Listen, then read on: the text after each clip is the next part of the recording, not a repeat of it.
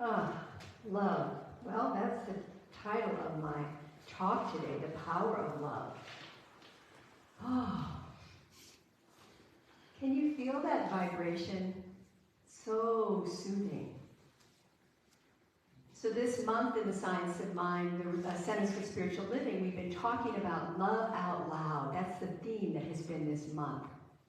And my title today is The Power of Love.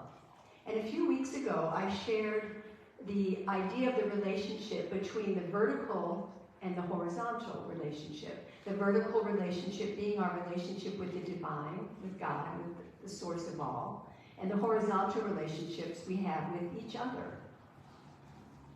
And how we can cultivate that vertical relationship is really the guide to our well-being. It is the power of love. That's our soul presence, our divine love. So consider this. What do we want to see in the world? I think we all want the same thing. Not what we're seeing right now, what's prevalent. Yet, are we willing to be the change? To stop saying the world's falling apart? Because what we affirm, we become. What we affirm keeps showing up, and we know that in this philosophy. As I mentioned earlier, the great metaphysician Thomas Troward said the basis of all healing is a change of belief. So we have to be open to that possibility that something can change. I found myself noticing as I finished writing this talk this week that instead of the power of love, it was really about the power of heart. Because our heart will never lead us wrong. Right? And the heart is love. I'm not talking about the Hallmark kind of love, the gushy stuff, which is fine, but really the love essence, let's say, the love essence, because it's a vibration. And it takes practice to cultivate that, especially when things are going on in the media, in the world, on the world stage, all of that. To come from our heart and our soul, it takes awareness to notice our old patterns. If we drop down to, oh, it's always been that way, or it's never going to get better. And that's why this 40-day prosperity program, I'm going to put my plug in, that I'm starting next Sunday for 40 days. You'll get this little book for free. Is powerful. And it's a great opportunity to shift your consciousness, especially if you feel stuck. To do daily prayer together as a community opens us to a greater good. Because when we change the world around us. But it begins with us, right? I mean, you know this. You are part of the whole. You are wholeness in part. Change you, me, and we change the world. So I have 3 points today. Love in action, love is the solution, and love thy neighbor. Oh. So the first one is love in action. In the Science of Mind, we often say that the word God is synonymous with love, with a big capital L. Because this infinite universal intelligence is all there is. So if it is all there is, then love must be all there is. But in a world filled with violence, division, war, upset, it's challenging, isn't it? To see God, to see love, residing behind that darkness, that separation. That's why it's so important to do our spiritual practices right now, to be those warriors of love, those spiritual warriors, and lean into love and understanding. I mean, if we did that, how would that change our world? Think about that. There's an organization called What Would Jesus Do? Are you familiar with that? And they do a lot of good community work. So what would love do in this situation? We can always ask ourselves that. Is this the right choice for me? Is this something healthy for me to behave this way, to act this way, to eat this thing, to drink this thing, whatever it is? We're always a choice. So if we want to see more love and harmony and peace and justice in the world, we must be willing to live as an example of love in action. I remember at one center we went to a long time ago, Rex and I, when we lived in the Bay Area, we had little buttons that said, "I am love in action." Maybe I should get those again. Peace in action, harmony in action. Change the words, doesn't matter. Whatever resonates with you. Because when we live consciously from the understanding that love is all there is, we experience a life of peace and harmony greater than we've ever known.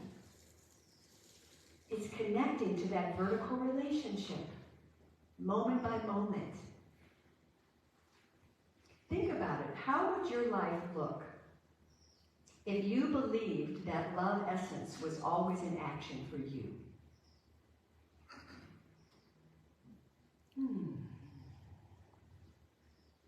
So here at the Foothill Center, we affirm practical spirituality for everyday living.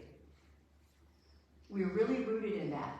And this is the practice of living life with a sense of meaning and connection.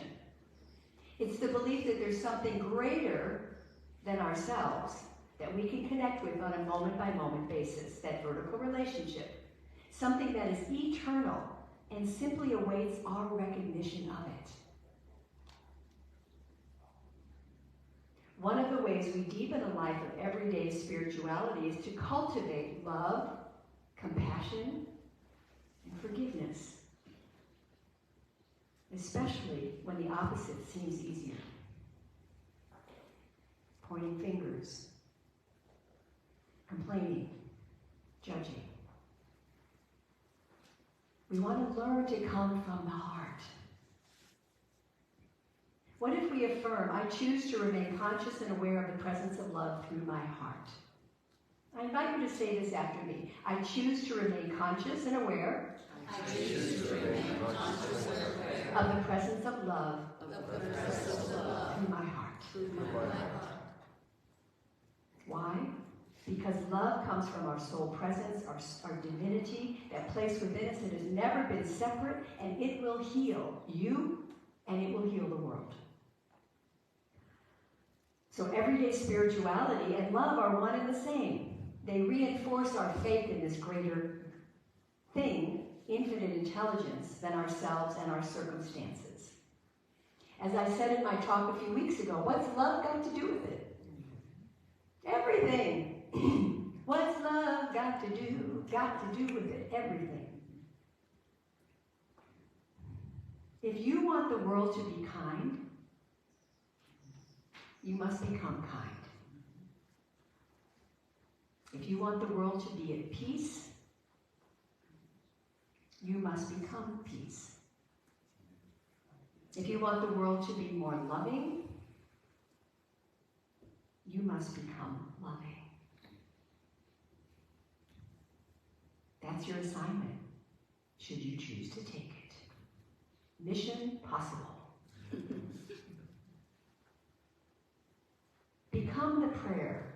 I heard that the other day. Just become the prayer. Become the peace. Become the love.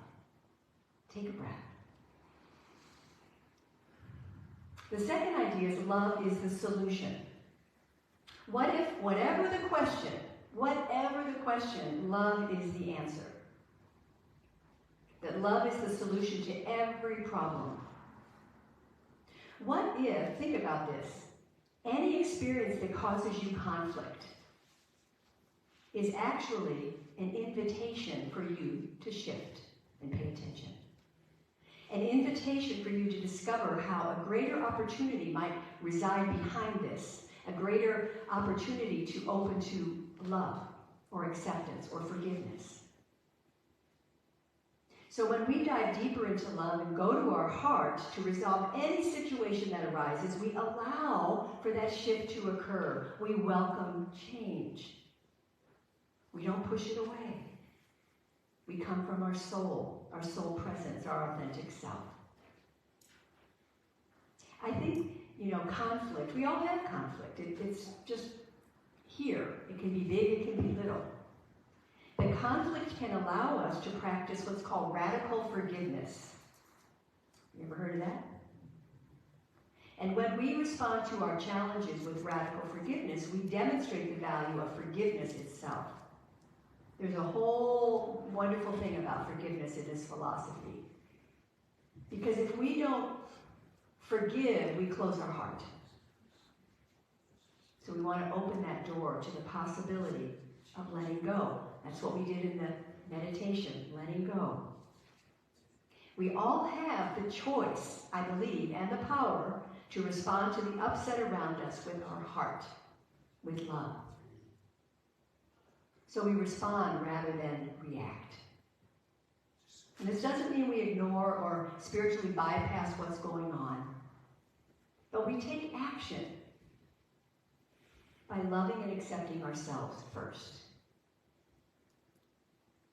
I choose to remain conscious and aware of the presence of love. Let's say that again.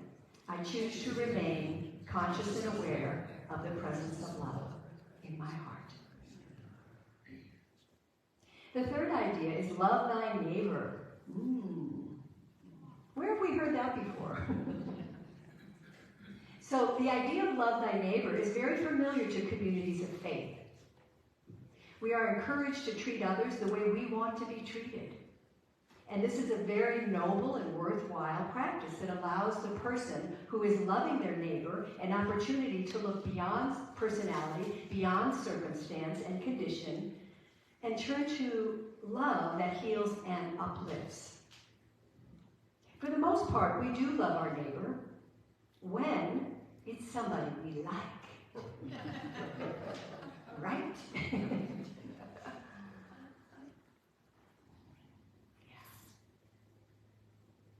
As I mentioned earlier, conditions in our country and our world have people polarized and taking sides on issues, which creates judgment, resentment, animosity towards another. The spiritual truth is, everyone is our neighbor. Everyone. The ones we like, the ones we disagree with, the ones we think are being destructive, the ones we know, the ones we don't know, the ones in other countries that think and behave differently than we think. Yes, everyone, everywhere is our neighbor. What a concept. A global family is what's really being promoted right now. And especially with the internet, right? We're plugged into so much that's going on all over the world, instantly. And we don't have to approve of what someone does or stand for, but as people of faith in a greater good, we must be willing to let our soul presence, our divinity, acknowledge the truth behind the appearance. It's not easy, I know that. But we just keep practicing it. We call forth that part of our vertical relationship to help us.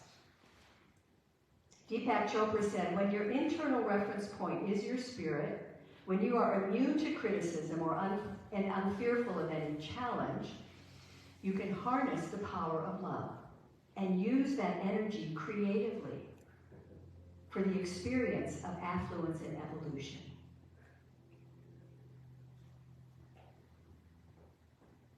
The question I pose to you is, what would happen if we accepted all people as our neighbor instead of hating them, judging them? How would our world be different? Just, wow.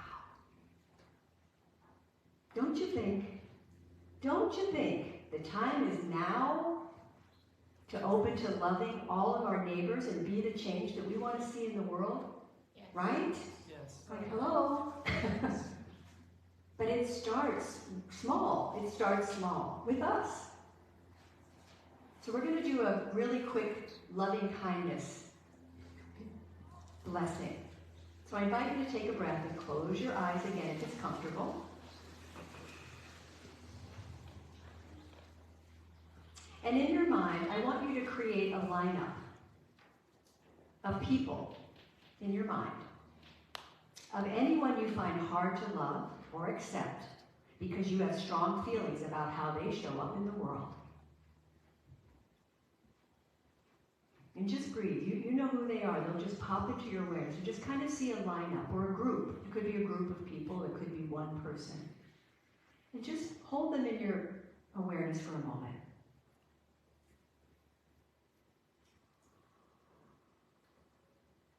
Take a deep breath. And place your hand on your heart. Become still. And holding that image of them, we're going to do a loving kindness blessing. You're just going to speak it out, whether you agree with it or not. Just hold this in your consciousness of opening to something greater. So they're still in your awareness. Repeat after me. May you be happy. May you be healthy. May you be at peace in your heart, your mind, and in your world. May you be at peace in your heart, in your mind, and in your world. May you know, share, and experience love. May you know, share, and experience love. Take a breath. Still keep them in your awareness. May you be happy. May you be happy. May you be healthy. May you be healthy. May you be at peace in your heart, your mind, and in your world. May you be at peace in your heart, your mind, and in your world. May you know, share, and experience love. May you know, share, and experience love. Take a breath. Remember, our teaching tells us that we live in oneness and wholeness with God, the divine creator of everything. We can have a greater personal experience of this oneness when we accept and recognize our oneness with the whole of life. Thank you for doing that blessing.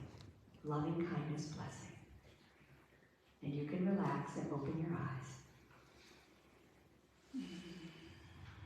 And just notice how that feels for you. That's the meaning of Namaste, by the way. The divine light in me honors the divine light in you. Even if I can't stand you. Right? I call forth the divine light in me to bless you. I can't do it, but the divine in you can. That's what I do. That's how I work with it. When I watch the news or when somebody pushes my buttons. Does anybody ever have their buttons pushed? So I invite you to do this as a spiritual practice. I gave out cards with the little prayer, and they're also up here and on the back table.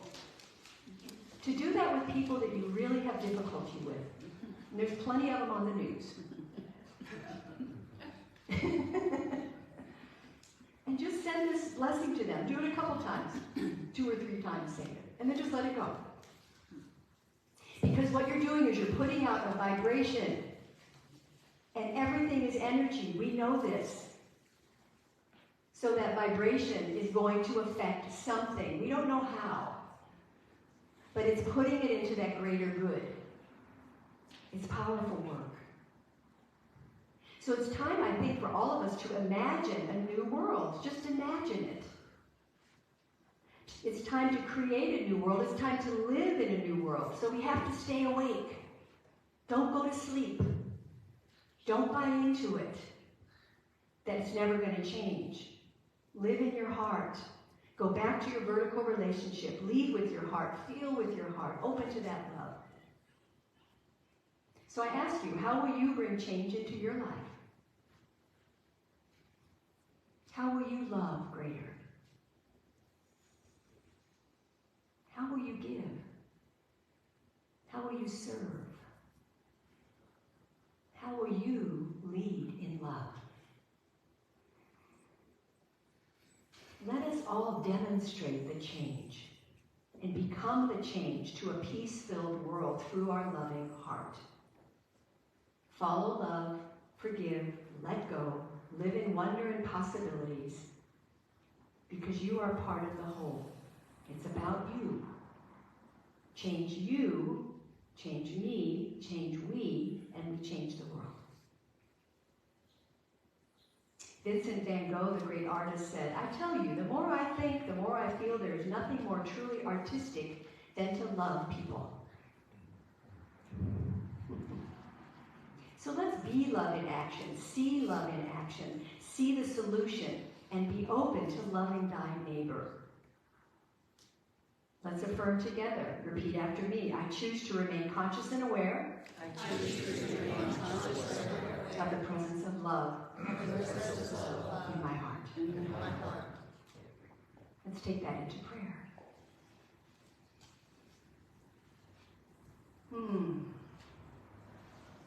And so as we drop into that sacred center of self, that place within us that has never been separate from its good, it's a light that is always shining, even when we don't know it or see it or feel it. There is that connection to the one presence, one power, one infinite loving source.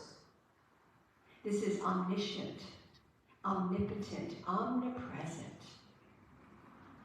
eternal, loving, ever-giving, harmonious, balanced, peace-filled. And each of us, I, you, we, are instruments in this divine symphony of life. And so I'm knowing and claiming today that there has been a shift in consciousness, an opening of the heart for each of us to plant the seed, the idea of love, the essence of love instead of something else. The idea, the essence of peace. And so we open now to that possibility of a greater good through the divine mind within us. So I know and claim the spiritual truth for and about each of you, that you are open and willing and ready and able to change, to be love in action, to see love as a solution, and be open to loving your neighbor. Yes, we take a stand and say yes. Yes, yes. And so it is with such joy in my heart that I know there has been a shift today in your consciousness to something greater. And I simply release my word into the infinite loving source of all, the divine creative soil. A seed has been planted and we just let it be. We smile, we relax, we let go, and we trust. And it is done. Join me in affirming. And so it is.